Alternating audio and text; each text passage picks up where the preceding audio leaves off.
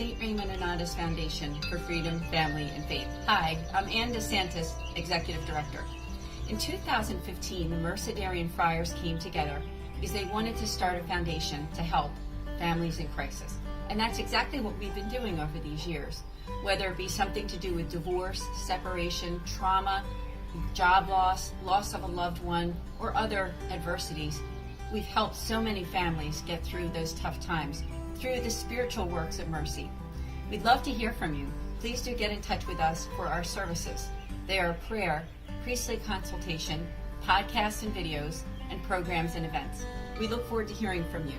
Just go to nonotus.org and get in touch with me. I look forward to hearing from you. God bless.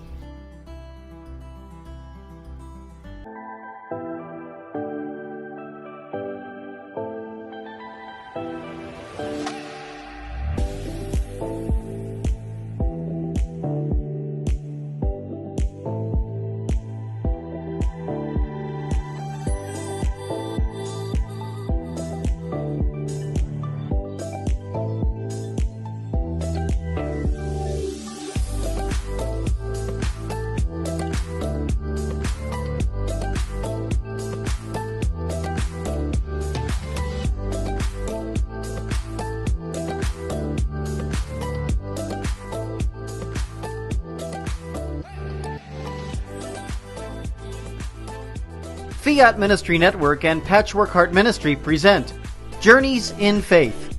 Now, here's Anne DeSantis.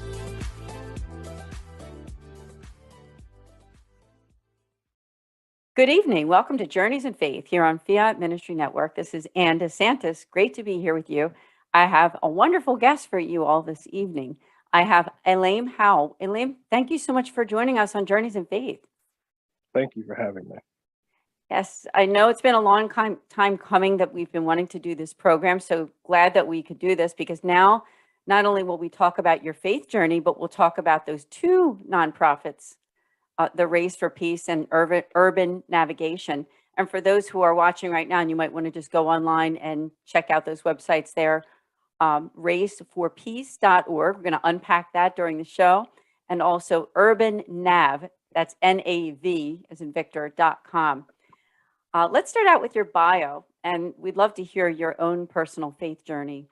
Is that Alim Howell is a community activist, advocate, and nonprofit organization liaison for Race for Peace and Urban Navigation, and he lives in Delaware County, PA. So he's not that far away from where I'm located here in Philadelphia, but our audience, of course, is all over the place. So let's just start out with you. Tell us about your family, where you're from, and of course, we'd love to hear that faith journey.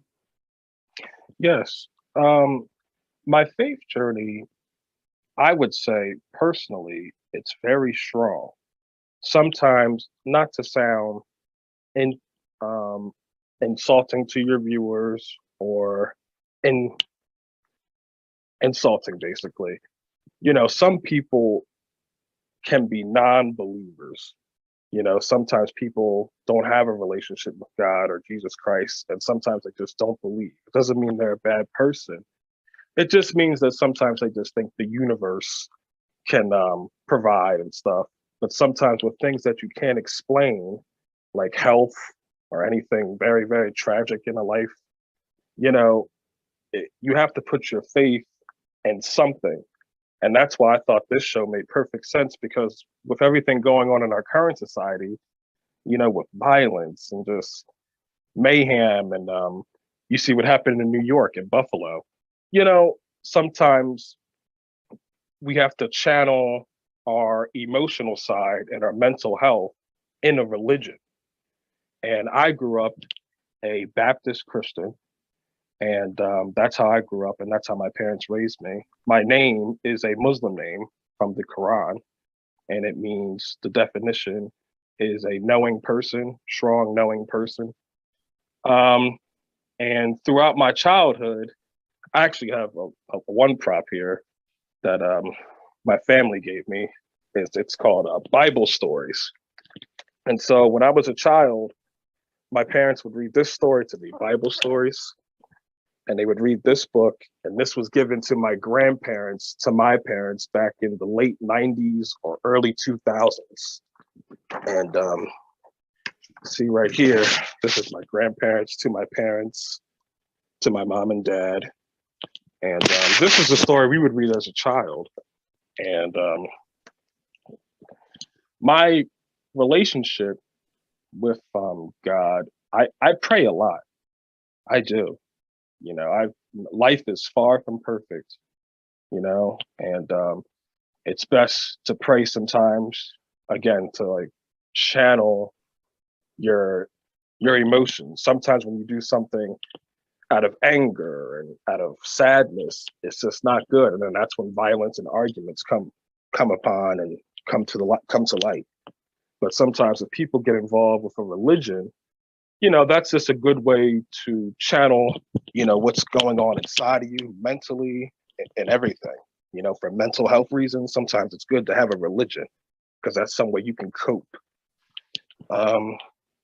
And throughout my path growing up as a child, it's I was involved in my church. I was involved. I played the drums for my youth choir, and we participated in church. I would say 2 Sundays out the month. Yeah, 2 Sundays out the month we would go to church. So twice a month on a Sunday we would go to church, and we would participate in communion. And I went to Sunday school growing up as a child. And sometimes as you get, you know, I'm in that millennial age group. Sometimes we're just so busy sometimes with trying to do work and do a lot of things at once. Sometimes we don't have time sometimes to go to church physically, but mentally and emotionally we're still there, you know. Yeah. Thank you for sharing so far. I mean, I think that all of us, we can recognize that all of us are on a different path with God, right? So thank you for sharing that, because it's really important to recognize that no matter who we are, where we are, that God is with us and He's calling us to that relationship. So, so thanks for sharing. That's beautiful, especially that Bible, and you know, I'm sure that's a real keepsake for the family there, and sharing your prayer journey, because I do believe from what you've expressed to me that your faith does have something to do with what you want, what you are involved with right now with these nonprofits, especially Race for Peace, which I believe you've been involved with a little bit longer, right? Yes. And I know that it is a nonprofit, a community nonprofit. Why don't we just take a little bit of time, just tell us about how were the beginnings of that? How did that come to be? Because I know that your family is involved with it as well. Yes, it came to be by my dad. That's how Race for Peace started. He is the founder of Race for Peace. And now our cousin is the president of Race for Peace, but he'll always be the founder. And then basically our cousin's going to be doing more of the legwork from here on out. And it started in 2016, and we are a 501c3 nonprofit organization through the IRS.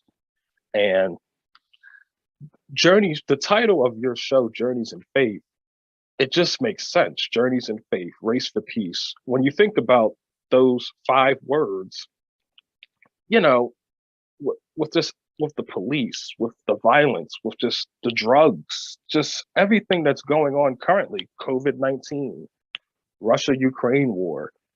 I mentioned New York and Buffalo. It sometimes just everything that we're doing sometimes involves faith, some type of faith with police officers. If they make a mistake on their job, you know, sometimes they just have to believe that they just won't do it again. It all comes into light with the faith, you know, because when you think about what happened in New York, that people lost their loved ones that day. And, you know, instead of having, trying to like a payback type of attitude, I'm going to get payback, I want to go out and do something to another race of people just because he did something to our race, you know, and going back and forth in a war, you know, we all have to channel our emotions for our mental health in something. And sometimes taking out our own actions negatively is just a bad thing. It won't work. And sometimes going to church, hearing the pastor preach, hearing the word, that it can motivate people, even people who are non-believers. Sometimes it's good for motivation. Like, thank you, Lord, for waking me up this morning.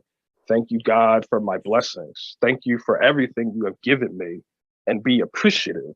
You know what I'm saying? Sometimes life is far from perfect, and money, and it's just, but you just have to have some type of faith for mental health to channel yourself. Absolutely. It sounds like your faith, from what you're expressing, has made an impact on you to have that attitude of gratitude and to be able to do the work that you're doing every day. And so I just really appreciate you being here. I want to thank also the two people that connected us, which would be John Raschuti and Jill Freshy, who are actually former guests on this show. So make a shout out to them. And they were also a guest on my podcast with Bill Snyder on the Sowing Hope podcast, just to make that connection and thank them for bringing you here. Is there anything else that you'd like to share about that journey, that faith journey, and your family? Because obviously, your family came together for this mission. What's it like working day in and day out with your family on this mission together? Honestly, honest is the best policy. Sometimes there's minor disagreements.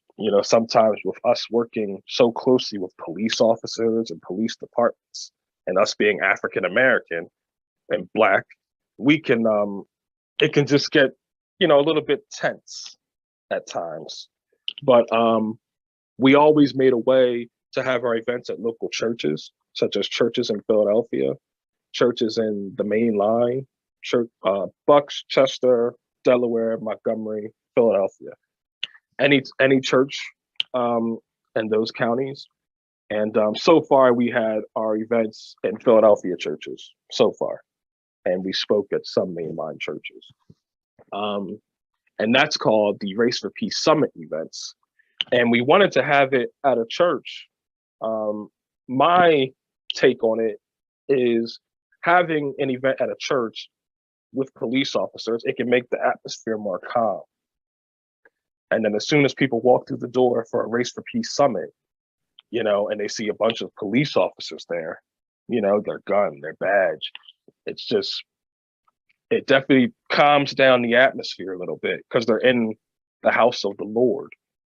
So it's not any yelling, it's a nice calm atmosphere. That's what we try to do. We're not out, rallying up outside in the street.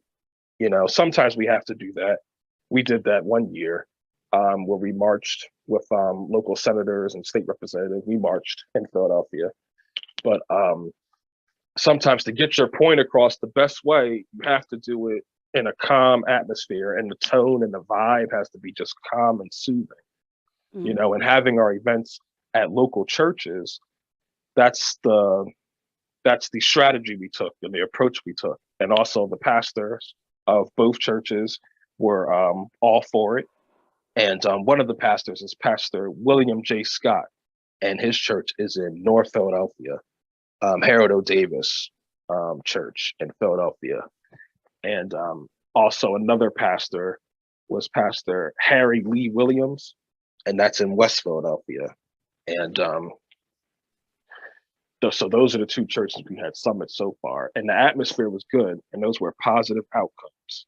Because anytime you're in a church, it's not too much ego. There's no tension. There's really no, animosity when you're in the house of the Lord. For that, it's only for an hour or two, because you can't change everybody's opinions and stuff. But having things in a church, and if you go to church, it would at least make that few hours, 1 to 5 hours, good.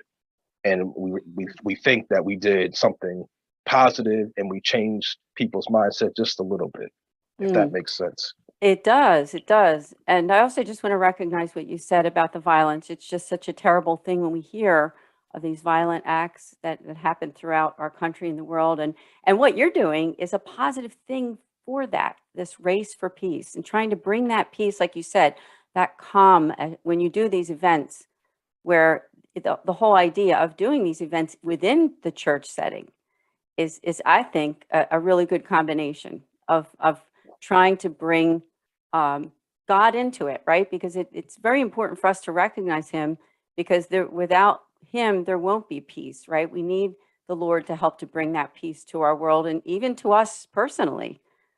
He brings that to us. So we do have to take a short break. Now, when we come back, we're going to learn more about these two nonprofits, and we are also going to learn about what's happening this coming year and beyond, and how you might want to support Race for Peace or Urban Navigation. We'll be right back here on Journeys in Faith.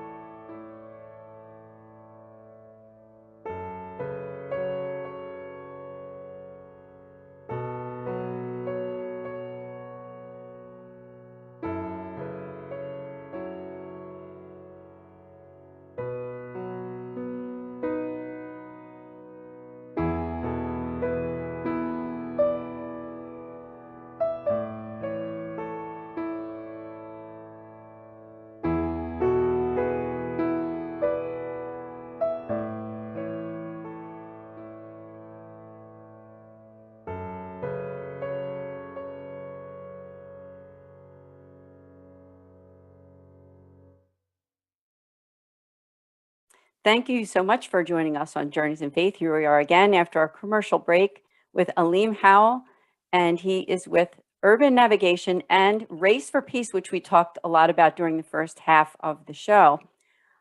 Tell us now also about both of these nonprofits, and how do they interchange together? How do you support both and working for them? Race for Peace is trying to build a better relationship with our local and fellow police officers.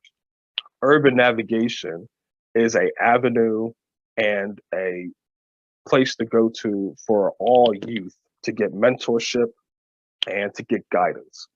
So especially with the ATV dirt bike riders, they can get guidance and they can get help if they need it. You know, we all need help, but then especially for our youth, and I would say under the age of 19, because once you're 21, sometimes you just, things start to click.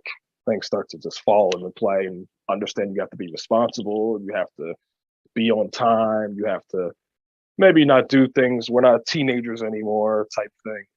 So you're adulting. But Urban Navigation is really good for the youth. And any youth that need guidance, they can go to Billy Penn Studios in Philadelphia in room 210.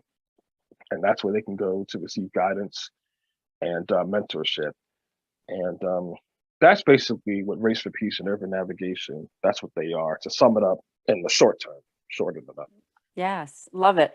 And tell us more about what you do for each of those organizations. I know you're a little bit more with, you've been with Race for Peace. It is your own family's, nonprofit. How did the collaboration come to be with Urban Navigation?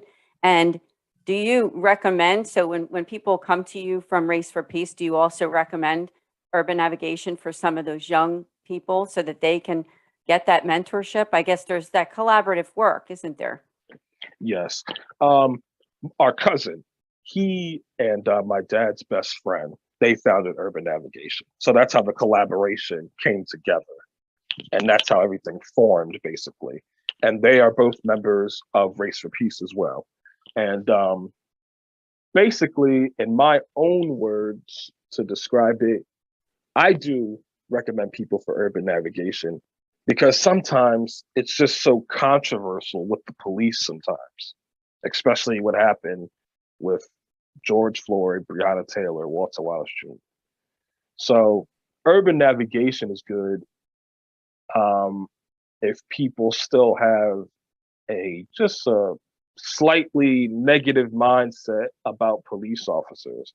Anytime you see a police car driving on the road, wherever you are, whatever state, wherever you are, and it's just, sometimes you just get a vibe, and sometimes it doesn't even matter the color. sometimes it could be any color people to any ethnicity. Sometimes just, oh, the police are driving by, the police are walking by. They're just so standoutish. It's almost like you're looking at a big star celebrity or something like walking around. It's just like they're police officers. You can't not recognize them. So urban navigation was good. And I'm glad they found it and started it, because if people just don't want to be a part of the police, they can go to something else. So it's good that we have basically Race for Peace and urban navigation. I would call that the sister partner organization of Race for Peace. Like, yeah, a partnership organization. Yes. And are they located near where you are too physically? Is it the physical location around the same area of urban yes, navigation? Okay. yes, And I guess for our audience now, you know that our audience isn't just the greater Philadelphia or Philadelphia area. We do get people from, all over the country. Are there ways that they can help? I mean, you are a nonprofit, so obviously you take donations. Do you specifically work within, and I think you do, within that, Philadelphia, greater Philadelphia area, or does it go a little bit further and beyond that? I would say that we're really Philadelphia based, but Okay. we do work and have been working since 2016 with Bucks County, Chester County, Delaware County, Montgomery County, and Philadelphia. So any township or borough in those counties, we would reach out to and we've been partnering with. And we're Philadelphia based, but then we work with all the counties too, in the local Delaware Valley area, greater Philadelphia, Delaware Valley area. Yeah, And good to know. It's a big area. I mean, those 5 counties encompasses just so many people, so many neighborhoods, so many communities. So doing excellent work. Now tell us, is something going on this year? We're in 2022, springtime right now. Do you have any events that are coming this year, next year that we can keep an eye on? yes, this year in 2022, we have our Race for Peace, Unity in the Community. That would be at the King of Prussia Mall. And that's where police officers and local sports organizations, businesses, they have the table stands with when promoting their business and stuff, so it's not just Race for Peace. Everyone can get involved. And that's when they can meet and greet police officers if they want to talk about any issues in the neighborhood, or it can really just be a friendly, family-friendly event. And that's what we've been trying to push, basically a family-friendly event. And other events, like you talked about donations and stuff. We're trying to do book bag giveaways. So book bag giveaways for the schools and stuff, that's getting more of the youth involved. And that's really through urban navigation, but Race for Peace too. And book bag giveaways around the fall, if that's set up. And we always have our annual ice skating event. And that's where police officers and local citizens come out to the ice skating events. And we're also trying to get more of the Philadelphia sports teams involved, like the Philadelphia Flyers and stuff. I believe, the Flyers mascot Gritty, he may show up to our ice skating event, and sometimes sometimes it's tough to get the players, but just to have them involved. I know they probably know about us, and I've been communicating with the professional sports teams, but it would be nice if we had maybe sometimes players to show up, especially maybe at the King of Prussia Mall event, just make an appearance or something. But we've been promoting it really well, and we've been doing everything we can do. And yeah, that's so far.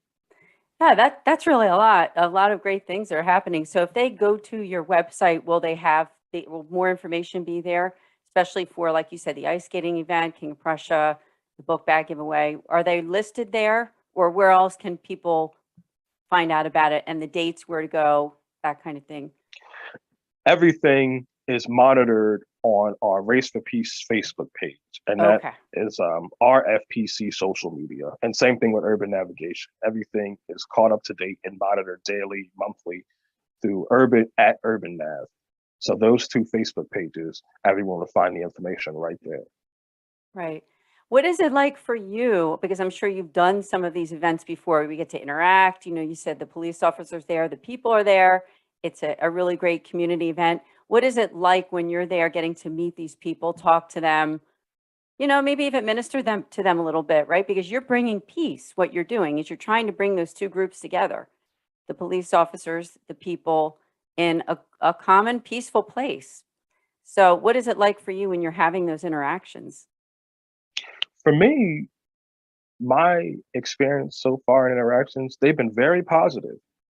But sometimes it's been really positive because Race for Peace is trying to help the police, basically. We're trying to work with them. We're not trying to protest and rally against them. That's another thing. So all my interactions, of course, are just going to be plain, just non-controversial because of, but when I see citizens coming out to our events, local citizens and stuff, and they never heard of Race for Peace before, those interactions are also positive, because we try to make all the events family friendly oriented, not negative vibes or negative tension and stuff like that. We just try to make it as family and as friendly as we can, because that's the best approach to take. Sometimes our organization, we probably could protest and it would be definitely national news and headlines if, we protested and just did a few things and put on certain t-shirts and stuff. But, we try to just make it as even street and it's just less negative tension as possible. So they all have been good. And then, the people, sometimes they just have to take a breath and then just realize that we're just here and they're just here today to just try to help and hear you out. You know what I'm saying? They're actually going to listen. That's the thing. They have to listen. We all have to listen, but definitely you have to hear the police officers out, hear the concerns, and maybe put something into action. That's the thing too. Sometimes you can't just brush it off. You have to try to take it into consideration and make a plan and make a goal for the future, especially for our youth. That's the whole point of this. Amen. Yes. I remember when John Raschuti, our common friend, and Jill Freshy told me about you. It was such a positive interaction of what you're doing for the community. So it's really getting out there that this is something very, very good. What about people who are living in other cities that might be listening, thinking, wow, I wish, something like that could come to my city? Are you having any plans to expand, or do you have advice for them on ways that they could get that started in some other city in this country? We are trying to expand. Okay. We're trying, but the way to expand, I've gotten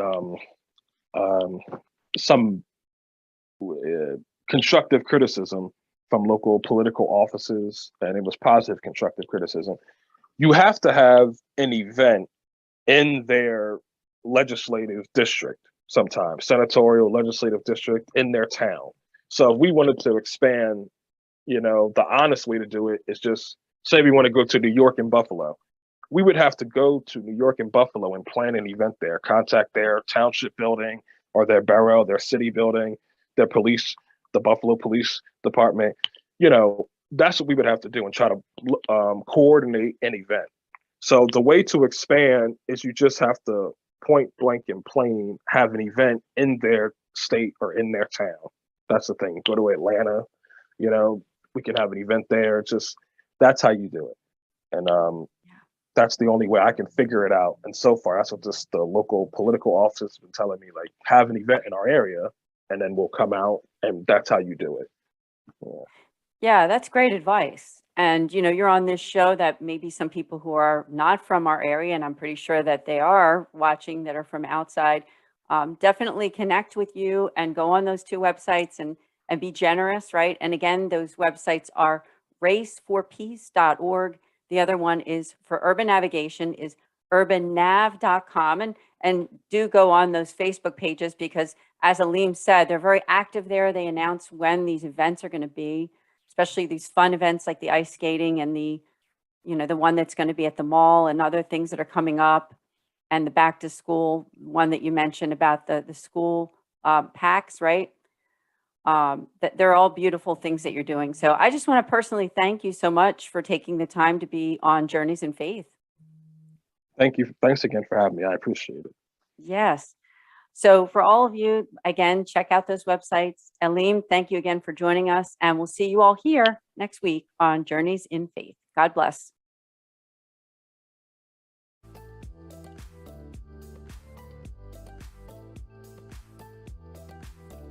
Journeys of Faith is a production of Fiat Ministry Network and Patchwork Heart Ministry.